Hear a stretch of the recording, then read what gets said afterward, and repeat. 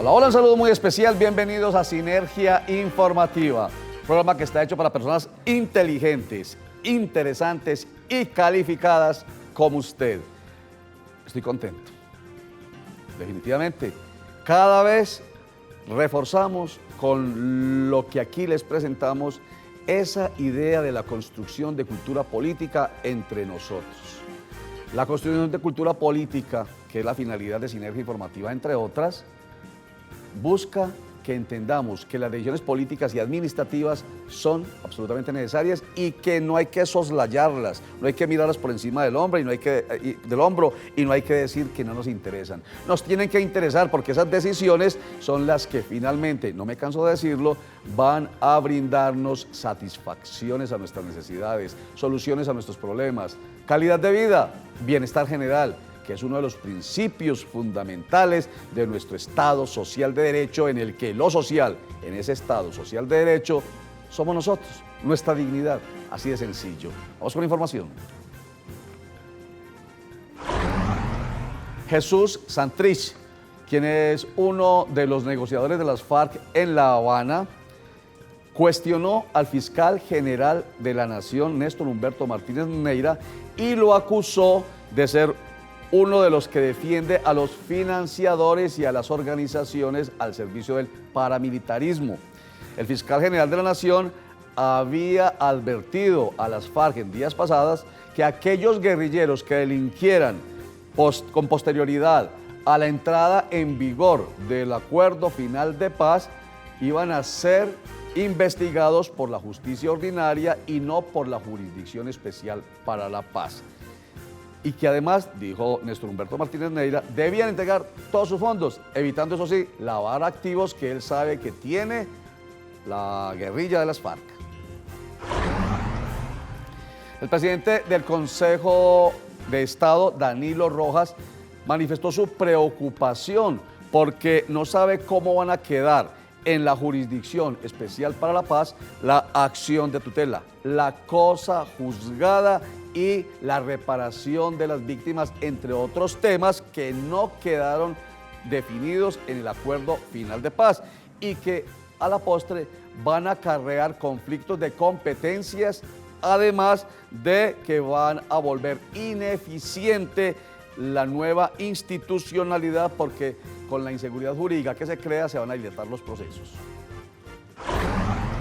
El Contralor General de Antioquia, Sergio Zuluaga Peña, dijo que está muy satisfecho con las acciones de las autoridades electorales, administrativas, de control, militares y de policía que están llevando a cabo para que se desarrolle con absoluta tranquilidad la actividad democrática de este próximo 2 de octubre, el plebiscito por la paz.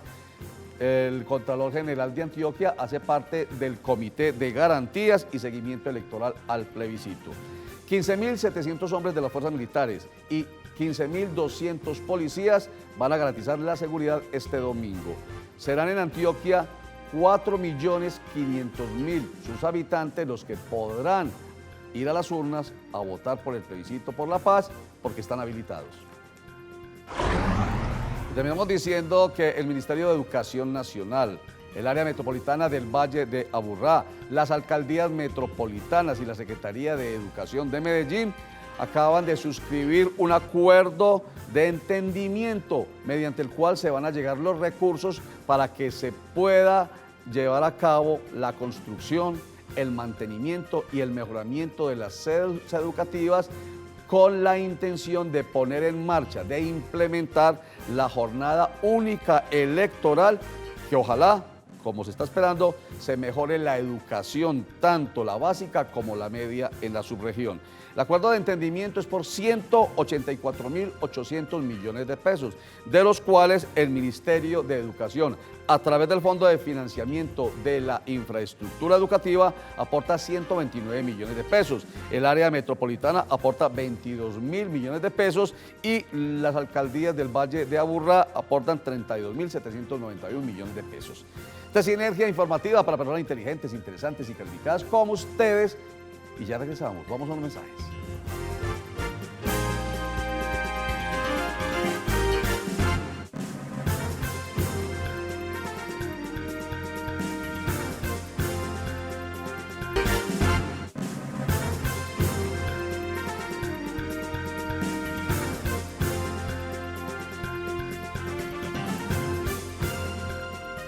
lo olviden, este programa está diseñado para personas inteligentes, interesantes y calificadas como usted.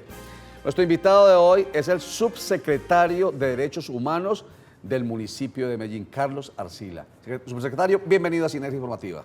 Muy buenas tardes, Roger, y a todos los televidentes. Bueno, derechos humanos, una palabra, una expresión mejor que a veces se vuelve abstracta. En la Constitución Política de Colombia se habla de derechos fundamentales y siempre estamos oyendo hablar de la defensa, el respeto y la promoción de los derechos humanos. Tiene que ver una cosa con la otra, derechos fundamentales de los colombianos y derechos humanos. Claro, fundamentalmente la Declaración Universal de los Derechos Humanos declara 30 derechos universales, los cuales lo recoge la Constitución del 91, que recoge toda la Declaración Universal de los Derechos Humanos. ¿Cuáles, entre esos 30 derechos fundamentales, podemos mencionar aquí rápidamente algunos? Claro, el derecho a la vida, la educación, a la vivienda, bueno, el debido proceso. Ajá, no, ahí están, me mencionó 4, derecho a la vida. Yo iba a empezar a hacer el jueguito entre derechos humanos de la Declaración Universal de los Derechos Humanos y la Carta Política nuestra. Entonces, derecho a la vida está ahí, entre los 40 y puntica de artículos primeros de la Constitución Política de Colombia. Derecho a la educación también lo dijo, ajá, ahí está. El derecho a la libertad, ahí está. Ahí está. El derecho al debido proceso, ahí está, ¿cierto? O sea, estamos hablando de que los derechos humanos son derechos fundamentales, así de sencillo. Entonces, me parece a mí que es importante esto, para que, como a veces nos pasa a nosotros, no empecemos a separarlos. No estamos hablando de lo que la dignidad de un colombiano necesita para vivir precisamente con calidad de vida en un Estado social de derecho, que lo dije ahorita.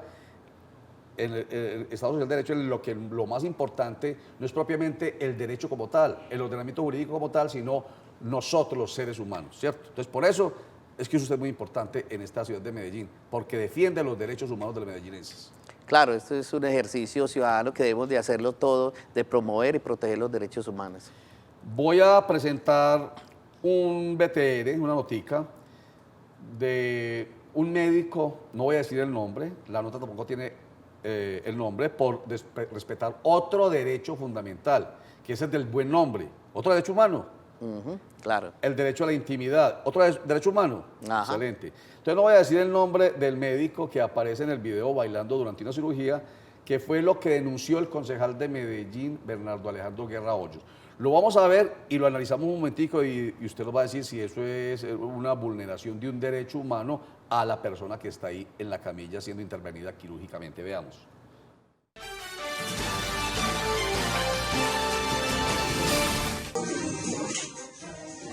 Bernardo Alejandro Guerra, vicepresidente segundo del Consejo de Medellín, afirma que este tipo de actuaciones riñe con todos los protocolos de seguridad de una clínica seria.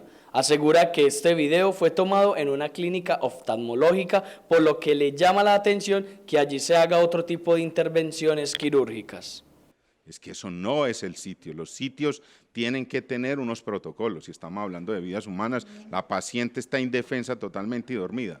Eso es otra burla. Guerra Hoyos expresa que el video se lo entregaron pacientes que han sido víctimas de lo que él llama BACRIM de batas blancas. El concejal liberal asegura que en manos del médico que se ve en el video han muerto 9 personas.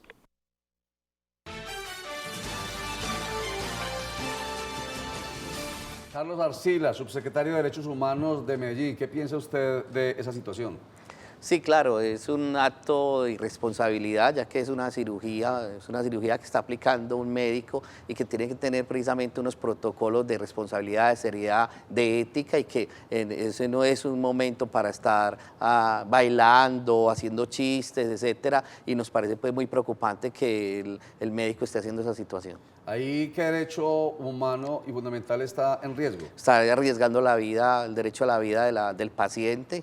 Está utilizando un lugar que al parecer no es digno para cirugías de este tipo, te está violando varios derechos fundamentales. Y entonces, al ver este video, pues muchos pueden pensar, pero pues, ¿qué tiene de raro? El hombre está alegre, mejor en medio de la alegría, pues se puede tranquilamente desarrollar la actividad. Pero lo que uno piensa es que debe estar tan concentrado en su actividad, que es de alto riesgo. De alto riesgo, claro. ¿Cierto? Que entonces se pone esta situación, digamos, ahora al nivel de los medios de comunicación, pero finalmente lo que está pensando es en que los colombianos todos tengamos la garantía de que se nos respete ese derecho fundamental a la vida, nunca ponerlo en riesgo en situaciones como esta, por ejemplo. Claro, y además es una cirugía de estar con sus 5 sentidos concentrado, coger precisamente la piel, levantarla así, bailar, pues llama mucho la atención y la situación que se presenta. Muy bien, estamos a puertas del plebiscito por la paz, 2 de octubre, en el que se va a refrendar si gana el sí o se va a negar si gana el no, lo acordado el 24 de agosto entre las FARC y el Gobierno Nacional y protocolizado el 26 de septiembre.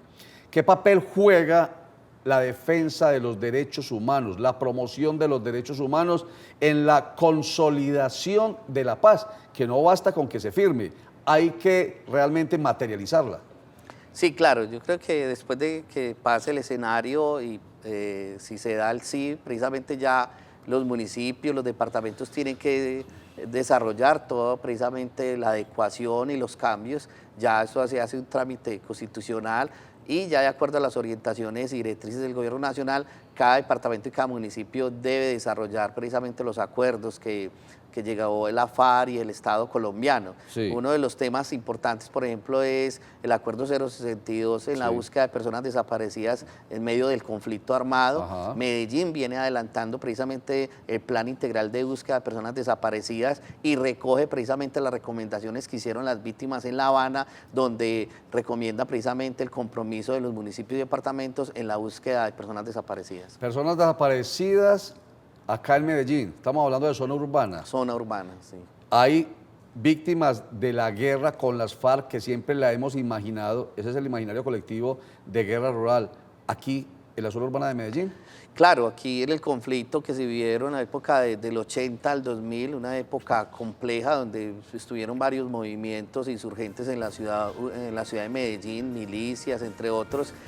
Claro, ahí se presentan también desapariciones y por eso en este acuerdo cobija no solamente las desapariciones en el tema de la FARC, sino del ELN, de delincuencia común y otros actores. Se concreta entonces en esta búsqueda de personas desaparecidas uno de los puntos del acuerdo, el de víctimas, creo que el quinto punto, en el que se habla de verdad, justicia, reparación, memoria y compromiso de no repetición. De no repetición. Entonces, de esta manera, repito, se concreta en el sentido de que las FARC tienen que decir aquí en Medellín qué víctimas hubo y dónde. Sí, claro, sí. Igualmente, si se presentaron desapariciones también de la guerrilla, o sea, si hubo guerrilleros desaparecidos. Ah, por supuesto. Pues, claro, entonces. Es de parte y parte. Es de parte y parte. Porque es que siempre, permítame, siempre pensamos que la búsqueda de desaparecidos acá en Medellín es pensando en las víctimas de las Autodefensas Unidas de Colombia, los paramilitares, y se me viene a la cabeza inmediatamente la Operación Orión, el bloque Cacique Nutibara, fundamentalmente, y entre las víctimas de ellos estuvieron guerrilleros y milicianos, pero obviamente también hubo víctimas de la parte izquierda de este conflicto. Y también de la policía y el ejército. Por ejemplo, en el país hay 150 desaparecidos de la policía, de la fuerza pública. Ahí hay también un compromiso de búsqueda, precisamente, por ejemplo, de 150 policías que están desaparecidos por el conflicto armado. ¿Eso se llama construcción de paz territorial? Claro, uno es del plan integral de búsqueda de personas desaparecidas por el conflicto y otra que entra precisamente en la construcción de paz territorial. Pero digo yo, en forma genérica, de esa manera se construye la paz territorial, claro, en un periodo que viene después del acuerdo final de paz, que es el del posconflicto. Claro, exactamente. El plan de desarrollo de la Alcaldía de Medellín lo llama posacuerdo, que recoge precisamente estos insumos se preparó precisamente frente al tema de la paz territorial y por eso se llama posacuerdo, precisamente para prepararse en la construcción de paz territorial en los barrios. Perfecto. Carlos Arcila es nuestro invitado hoy acá en Sinergia Informativa para personas inteligentes, interesantes y calificadas como usted. Vamos a unos mensajes y antes, como siempre, una frase para que al regreso la analicemos con Carlos Arcila. La guerra vuelve estúpido al vencedor y rencoroso al vencido. Nietzsche.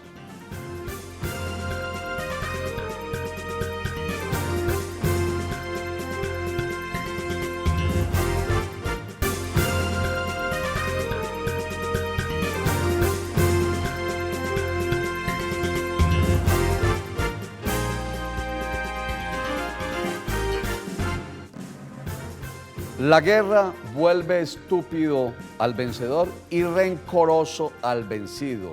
Friedrich Nietzsche. ¿A usted qué le sugiere, Carlos, esa frase? Sí, yo creo que es un llamado de atención precisamente y hoy para la época que está viviendo Colombia, que es el llamado a la reconciliación, al perdón y a la no repetición para poder desarrollar un nuevo país. Queremos todos los días con frases que traemos de diferentes pensadores, de gente que ha hecho gran aporte a la política, a la filosofía, a la construcción de esta humanidad, con ellas empezar a construir cultura política. Y como estamos en este contexto de paz, pues estas frases pues, nos ponen a pensar y nos dan insumos para ir el 2 de octubre a tomar una decisión por el sí o por el no. Refrendación del acuerdo final de paz entre el gobierno nacional y las FARC, sí o no, es su decisión. Dentro de este proceso que se está viviendo, todas las entidades buscan comprometerse con hacer su aporte a que la paz no sea solamente una firma, sino que se materialice buscando lo que siempre se buscó cuando las FARC hace 50 años tomaron las armas, justicia social. El Fondo Nacional del Ahorro, en el Plan Nacional de Desarrollo, ha logrado, gracias a que el Congreso de la República así lo decidió, ha logrado que ya no sea solamente una entidad que presta dinero para vivienda y educación a quienes hacen parte de su grupo de afiliados o de beneficiarios porque ahorran allí sus cesantías o porque ahorran voluntariamente su platica. Ahora se ha convertido en estructurador de proyectos para hacer convenio en todo el país para que la vivienda se convierta en una mayor posibilidad de generar bienestar y dignidad a los colombianos. Veamos esta notica.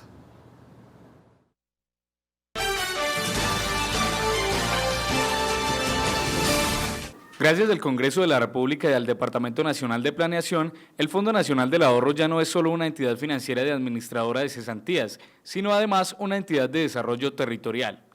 Según Augusto Posada Sánchez, presidente del FNA, se pudo cambiar el Plan Nacional de Desarrollo el enfoque a la entidad para que se convirtiera en un actor protagónico en la construcción de la paz del país. Dice Posada Sánchez que la transformación le ha permitido al FNA convertirse en estructurador de proyectos y por ende un gran motor de desarrollo tanto en vivienda como en proyectos de infraestructura en todos los rincones del país. Explica que mediante los créditos constructores a tasas inferiores a las de cualquier entidad bancaria, los alcaldes, gobernadores y particulares tienen acceso a ellos para desarrollar sus proyectos, lo que se verá reflejado en más colombianos con viviendas más dignas y más baratas.